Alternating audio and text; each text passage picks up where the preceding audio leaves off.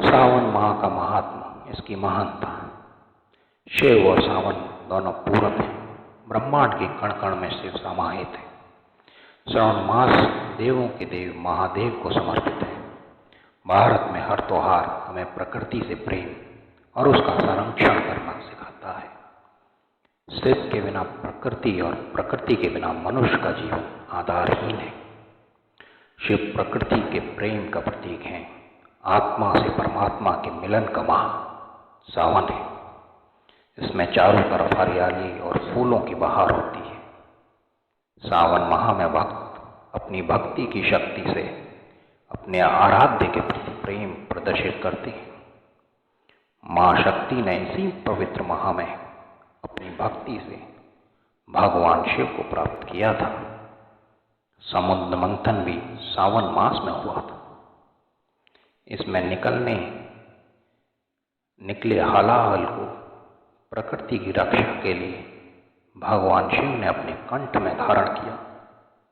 भगवान शिव का त्याग, योग और वैराग्य के देवता भी मानते हैं। उनसे बड़ा कोई योगी वैरागी नहीं होगा। शिव ही शक्ति है और शक्ति ही शिव है। महादेव का अर्धनारीश्वर रूप बताता है कि पुरुष और नारी एक दूसरे के बिना अधूरे हैं। इसी माह में भगवान शिव के सच्चे मन से पूजा आराधना करने से शिव कृपा अवश्य प्राप्त होती है। जैसे भगवान शिव ने देवी पार्वती की आराधना से प्रसन्न होकर उनकी इच्छा पूर्ण की, वैसे ही भोलेनाथ उन सब प्राणियों की इच्छा पूर्ण करेंगे जो सच्चे मन से उनकी भक्ति, पूजन एवं आराधना करें। कांवड़ यात्रा का महत्व एवं इतिहास। कांवड़ यात्रा का इतिहास परशुराम भगवान के समय से जुड़ा हुआ है। भगवान परशुराम शिव जी के परम भक्त थे। मान्यता है कि एक बार वे कांवड़ लेकर यूपी के बागपत जिले के पास पुरा महादेव गए थे। उन्होंने गढ़मुक्तेश्वर से गंगा जल लेकर भोलेनाथ का जल अभिषेक किया था। उस समय श्रावण मास चल रहा था।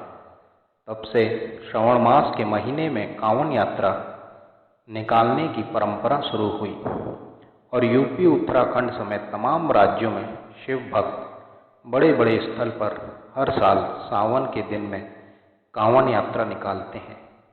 मान्यता है कि जो लोग सावन के महीने में कांवड़ चढ़ाते हैं उन सबकी सभी मनोकामनाएं पूर्ण होती हैं। एक और कांवड़ यात्रा की कहानी जो लोग मानते चले आए हैं, उनका मानना है कि त्रेता युग में श्रवण कुमार जी ने कांवड़ यात्रा की थी। उन्होंने अपने अंधे माता पिता को हरिद्वार के गंगा जल से स्नान करा और उनको अपने कंधे पर कांवड़ में बैठाकर तीर्थ यात्रा कराई थी। उन्होंने चारों धाम की परिक्रमा कर अंत में हरिद्वार में स्नान कराया। यहीं से कांवड़ यात्रा की शुरुआत हुई। श्रवण कुमार जी जल लेकर आए और उन्होंने शिवलिंग पर भी चढ़ाया और यहीं से फिर कांवड़ यात्रा मानी जाती है। इसका इतिहास अर्थात त्रेता युग तक भी गया है। एक और अन्य कहानी आती है।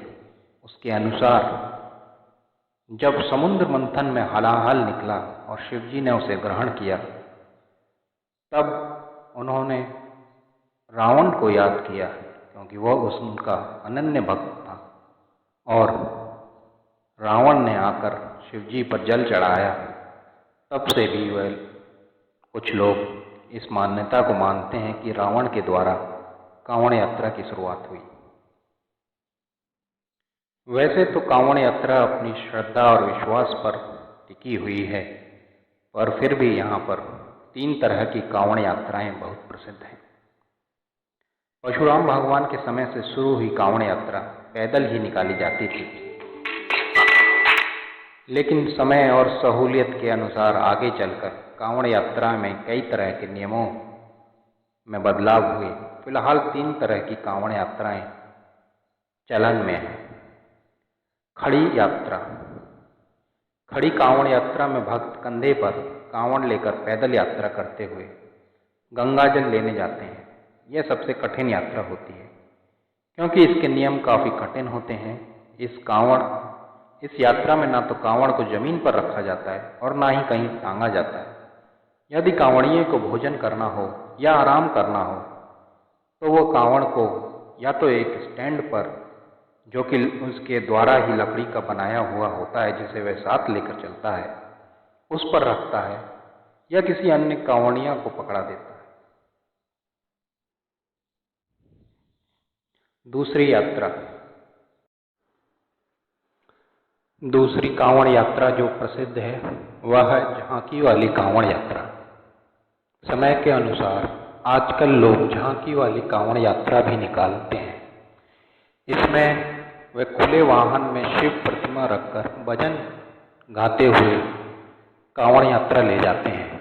इस दौरान शिव भक्त शिव की प्रतिमा का श्रृंगार करते हैं और गाने और भजन गाते हुए कांवड़ यात्रा निकालते हैं। तीसरी यात्रा जो प्रसिद्ध है वह है डाक कांवड़।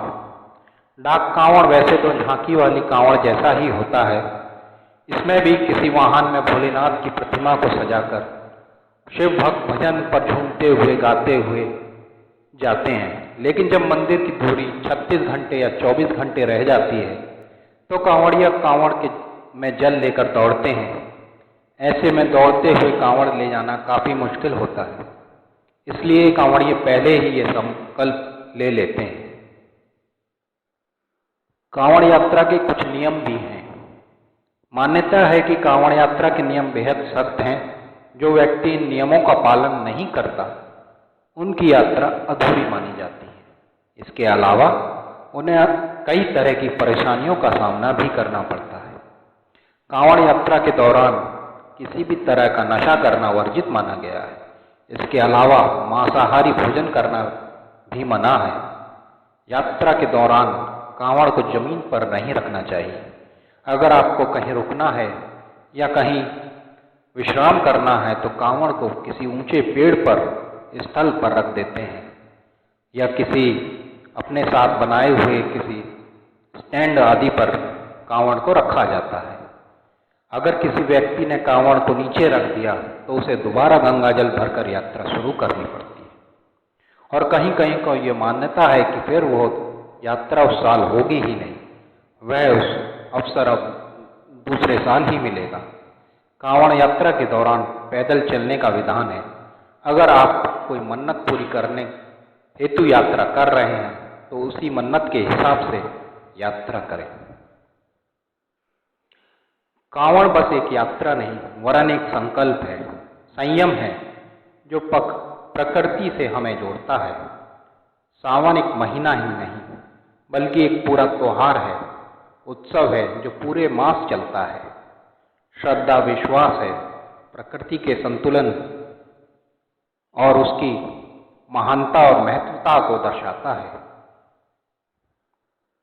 और मानव ये मानता है कि प्रकृति ही महान है, प्रकृति ही श्रेष्ठ है, वही सत्य है, वही शिव है और वही सुंदर है।